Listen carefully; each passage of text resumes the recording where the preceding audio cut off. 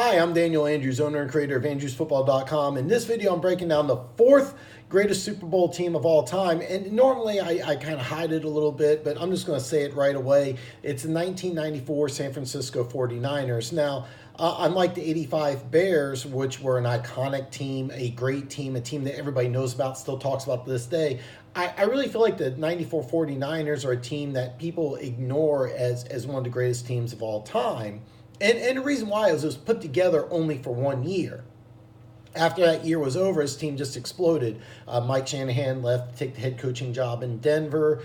Ray Sherman, who was brought in for 1 year and 1 year only, he was Green Bay's former defensive coordinator. They brought him in for 1 year. He left to go to Philadelphia. He took Ricky Watters with him. Deion Sanders, of course, left for Dallas. So this team basically sold the farm for 1 year, then it exploded, and then they kind of went down because it took them a while to really kind of regain everything because they went all in for 1 year and 1 year only. When I first started doing this list, I was actually going to put the 94 49ers as the best team of all time, the best Super Bowl team of all time, because I've often said that this is the greatest Super Bowl team of all time, but as you know, I've done some research and I currently got them at fourth. But let me explain why this is possibly the greatest team of all time.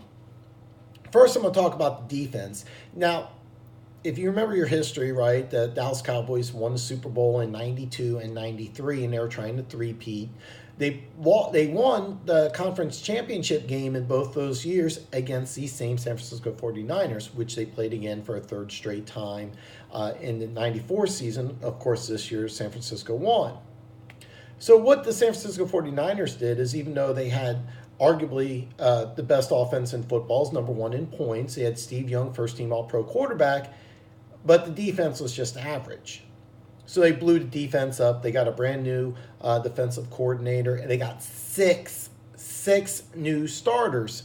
They brought in 2 rookies, 2 Hall of Famers, and 2 new starters. But I can't emphasize the genius of putting this team together by Eddie DeBartolo and Carmen Policy, because it wasn't just the talent, it was how they meshed together. I'm going to break this down a little more here. The secondary, which was a weakness. Now, you have to understand the previous year, they were 16th in rushing yards, they were 16th in passing yards, but they were 25th in passing touchdowns. Now they were 9th in interceptions. So they had Deion Sanders. They changed from 3rd in passing touchdowns, 1st in interceptions, and they were 2nd in the league against the run. So here's a team that you can't run against, and they get more interceptions than any other team. Deion Sanders won Defensive Player of the Year that year. So here's a team that had problems in their secondary. So they took the weakest starter on the team. They replaced him with Deion Sanders. Now, I'm going to say Deion Sanders is the best corner in football that year because he won MVP. You want to argue that? Yes, you can argue that, but he has the hardware. Eric Davis, the other corner, ends up becoming first-team All-Pro the following year, went to the next 2 Pro Bowls, but he wasn't a Pro Bowl player. Merton Hanks and Tim McDonald were also Pro Bowl players. So this team had 3 Pro Bowlers and a defensive MVP in that secondary. And this was a unit that was once considered a weakness, is now the best secondary in football for this year. Now, what's more important, and I can't emphasize how important Deion was to this team, but you have Deion Sanders, who replaces the worst starter on the team. He becomes the best defensive player on the team. But his emphasis, how his persona and how him coming there affected Merton Hanks. Merton Hanks, they tried him at corner because he's an uber-talented player. Couldn't make it a corner, tried moving at strong safety, wasn't really a tackler, so they brought in Tim McDonald the year before. Now, Tim McDonald's a guy who I will pound.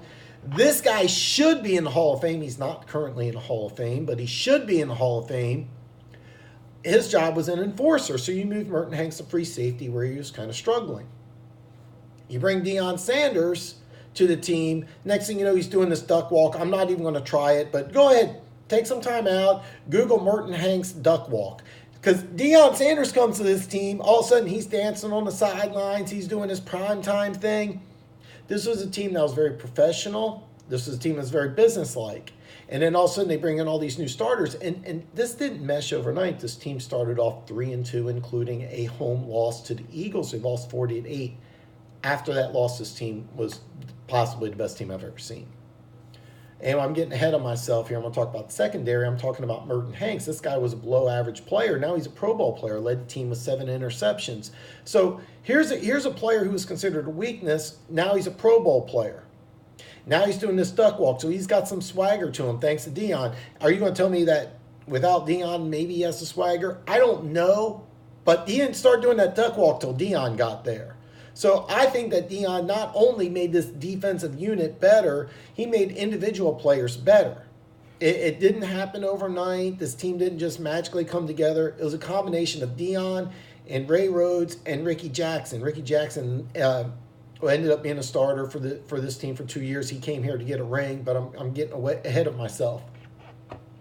So now you got a team that can stop the run, but their secondary is the best unit in football. All right? Not only they overhauled the secondary, the front seven is completely redone. They got 3 new linebackers. The first new starter they got was, it was Ken Norton. Now, Ken Norton was a Pro Bowl player from the Cowboys. The Cowboys are a team that they're trying to beat, so they go ahead and you get a Pro Bowl player from the Cowboys. So you're adding to your talent, but you're subtracting from Dallas's talent. It's like 1 + 1 = 3 because you're taking a starter, a Pro Bowl starter away, and you're adding it to that team. And then you also got Gary Plummer. Now, Gary Plummer's player I'm more familiar with than most people because I watched him play at San Diego, which is ironic because that's the team who they played in the Super Bowl. Perfect player because this guy's a run-stuffing middle linebacker. And then you got Lee Woodall. But let me backtrack a little bit because I forgot to mention this part here. Okay, you have in the secondary, you got 2 cover corners, and you got Merton Hanks, guy not known for hitting. Now you have your enforcer, which is Tim McDonald, who should be in the Hall of Fame. He's able to stop the run. When you have a cover corner like Deion and a guy like Merton Hanks, who's known for athleticism, not really hitting, that's big. It's not 1 + 1 + 1 = 3. It's like 1 + 1 + 1 = 6 because that's what Deion's doing. He had 6 interceptions, 3 returned for pick sixes. So when you have a cover corner and you have a cover safety and you have a strong enforcing run stuffing safety, it's a great mesh of talent. Because if you have a cover corner and you have a cover safety, that doesn't work because who stops the run? So now you have the athletic secondary plus the athletic run stuffer, and they did the same thing in the linebacking core. Norton was strong against the pass and the run. Plummer's a pure run-stuffing middle linebacker. And then they added a rookie, Lee Woodall, who's 220 pounds, but he could fly all over the field. Now, Lee Woodall was a 6th-round pick, but ended up going to multiple Pro Bowls. And again, that's a lot to say about Carmen Policy and Eddie Barlow and the research that they did because they found a guy in the 6th round who was able to go to multiple Pro Bowls. So just like in your secondary where you got the athletic cover corners and you got the run stuffing safety, you have the run stuffing middle linebacker, Norton, who played the run in the past really, really well, known mainly for run stuffing. You got this uber athletic weak side linebacker and Lee Woodall who could run with backs, tight ends, running, receivers if necessary. I'm not going to tell you he's as fast as receivers, no, but he was 220 pounds, known for speed, not size. So when you put him with a classic run-stuffing middle linebacker, it's perfect. It's 1 + 1 = 3. So now I'm going to talk about the defensive line because you went ahead and you replaced half your starters. Now, the year before, they used their 1st-round pick on a Dana Stubblefield who had 10.5 sacks as your defensive tackle. This is what good teams do, by the way. They build on the inside. So they got stud defensive tackles, right?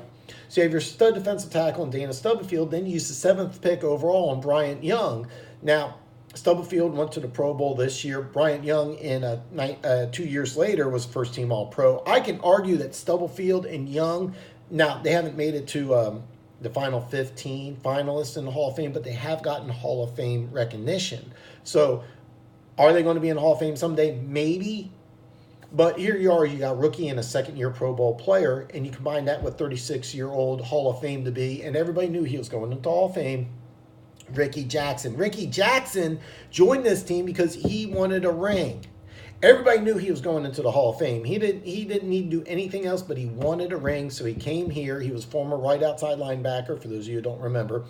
Played defensive end, and both Dana Stubblefield and Bryant Young were very public in saying that, hey, once we got a Hall of Famer next to us who came here to get a ring, we knew we had to do everything to get him that ring.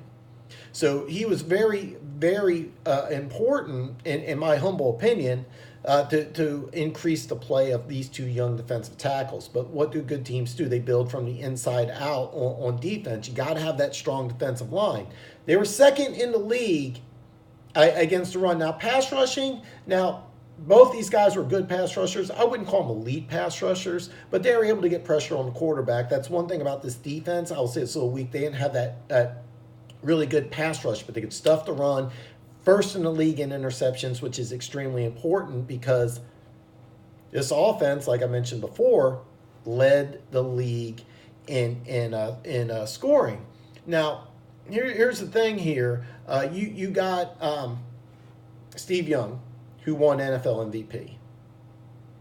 A couple videos ago, I talked about Tom Brady and how he may have had the best year out of any quarterback on this list. There was a few exceptions. You had the Montana MVP season. This season by Steve Young may be the best quarterback season of anybody of all time. He was first team All-Pro in 92 and 93, but what made him special this year as he won MVP is that he increased his passing percentage to 70.3. 70%. Now, the difference between him and a few other of the quarterbacks that have hit that margin is Steve Young could run the ball. Okay, here's the thing. As I mentioned before, they lost to the Eagles 8-40. He got benched, and everybody said that after that benching, his play just went skyrocketed up, and this team believed in him more than they ever believed in him before. I can see that because in the next 10 games, I realize they lost the last game of the year, but they had their backups in. It didn't really matter. They already had the number 1 seed, so it wasn't important. But on that 10-game winning streak after they were 3-2, 26 touchdowns, 3 interceptions, 10 games. That 12 games Brady played was that 28-2, so which one's better? The 26-3 in 10 or 28-2 in 12? Here's the kicker. 7 rushing touchdowns. Is Brady getting 7 rushing touchdowns? Yeah, sure, he can do his quarterback sneaks, but is he running around like Steve Young? Absolutely not. Here's another thing. Tom Brady, 67.4 completion percentage. Steve Young, 70.3.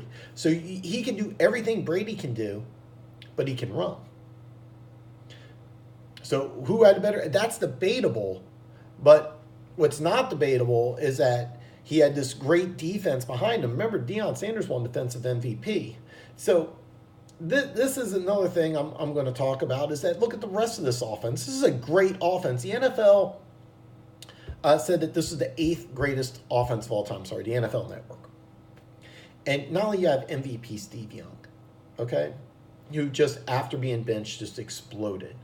You have Ricky Watters. Now, I'm going to bang my fist. I said Tim McDonald, Ricky Watters should be in the Hall of Fame. The NFL Network gave him as one of the top 10 players who's should be in the Hall of Fame, but it's not. And he has Hall of Fame numbers. It's just he doesn't have that Hall of Fame attitude. For those of you, look up for me for what? Okay. And after this year, of course, he left with Ray Rhodes of Philly and put up some great numbers, but he went to the Pro Bowl this year.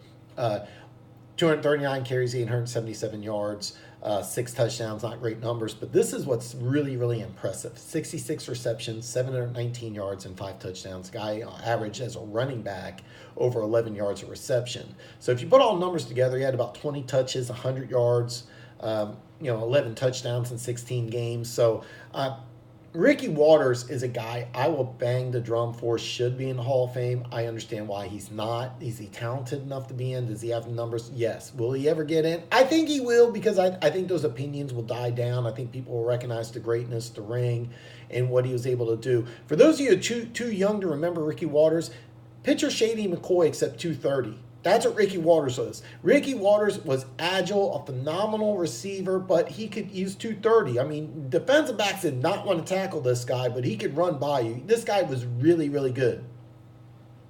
Oh yeah, I got a Pro Bowl tight end, had 9 touchdowns.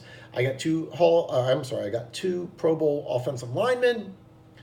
And then this guy played wideout by the name of Jerry Rice. 112 receptions, 1,499 yards, 13 touchdowns. Of course, first team All-Pro. So I got this great offense. And here's another thing about this is because you always hear this with the 94 Niners. You hear this about the offense because Shanahan took over. This was his third and last year as offensive coordinator. This team was first in scoring every single year he was the offensive coordinator. Started off in 92. He had 26.9 points and it went to 29.6 this last year. 31.6 points a game. You have this great offense. You have Mike Shanahan. Gary Kubiak was the quarterback coach. He's the guy who won a Super Bowl as a head coach in Denver. So you got MVP Steve Young. Jerry Rice, maybe the greatest receiver of all time. I think he is. You have Pro Bowl tight end and Ricky Waters, a guy I will bang the drum for. He should be in the Hall of Fame, but no, he's not.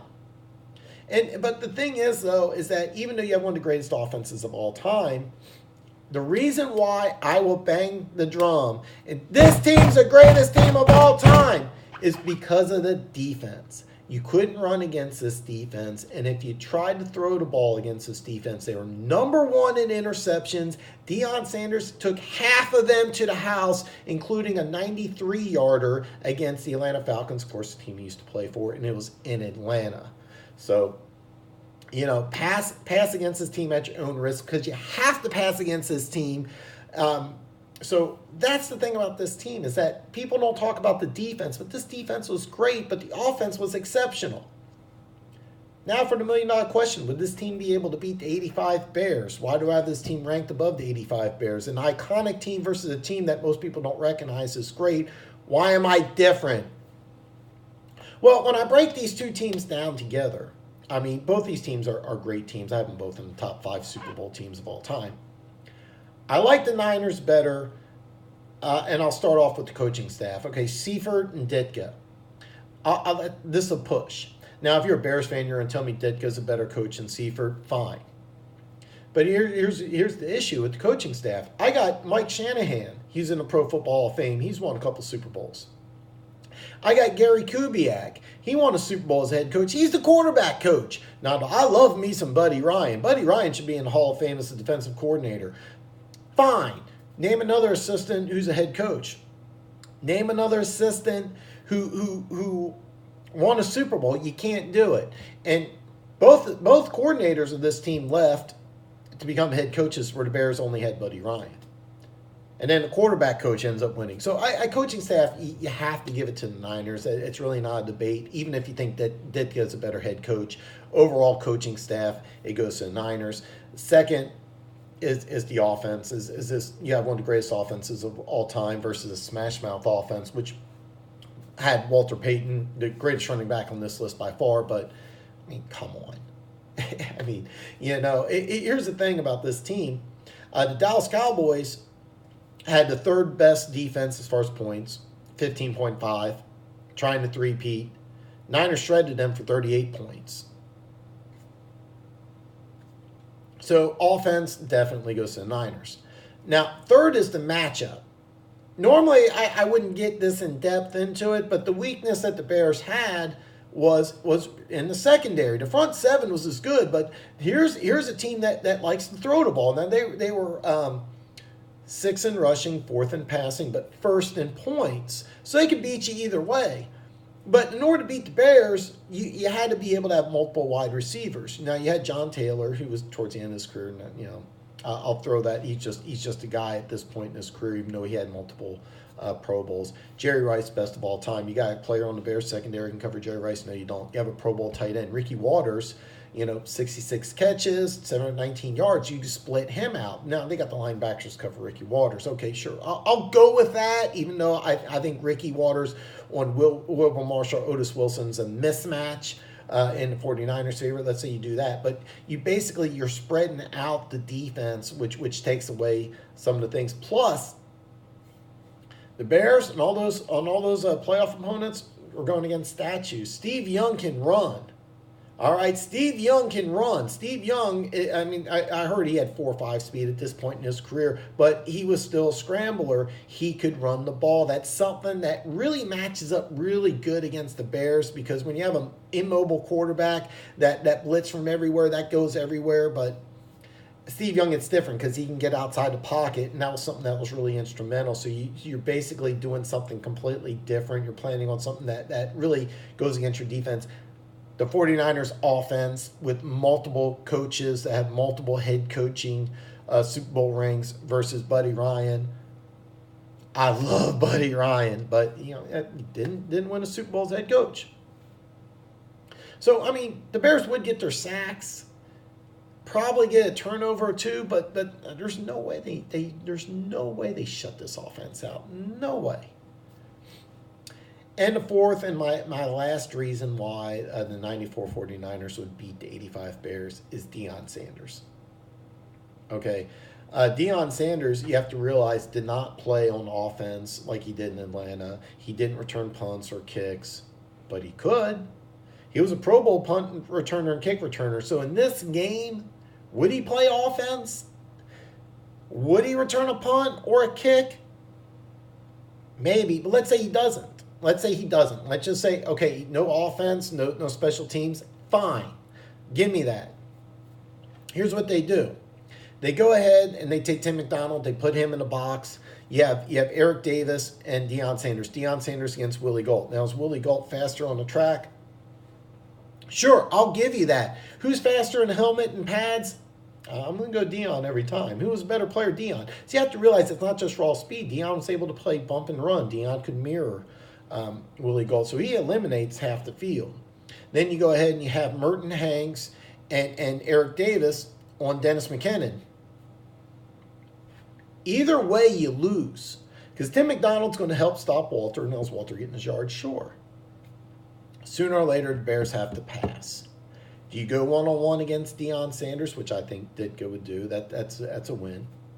Or do you go double coverage with McKinnon against a team that's number one in interceptions? So that's what I'm seeing, and that's the reason why. Is I see there's no way the Bears don't throw a pick. I don't see Walter Payton scoring 4 touchdowns on his own. So here's a D that's going to allow 17, 20 points. But this Niners D is good enough to shut this offense down. So I really feel like, due to coaching staff, the better offense, the way that the mobile quarterback and the multiple wide receivers would be enough to offset a 46 defense, which is primarily designed to blitz the quarterback, blitz an immobile quarterback, and to stop the run. And then fourth, Deion Sanders. The Bears would have no way to be able to stop Deion Sanders. Even if he only played on defense, I don't see a way Deion doesn't get his hands on the ball at least once. And halftime, that's a touchdown. So, if you haven't noticed already, there's this little box down there. If you go ahead and hit that box, bam! Hit that button. Become one of the greatest people on planet Earth. Wait till next week where I break down both championship games and bring you the third best Super Bowl team of all time.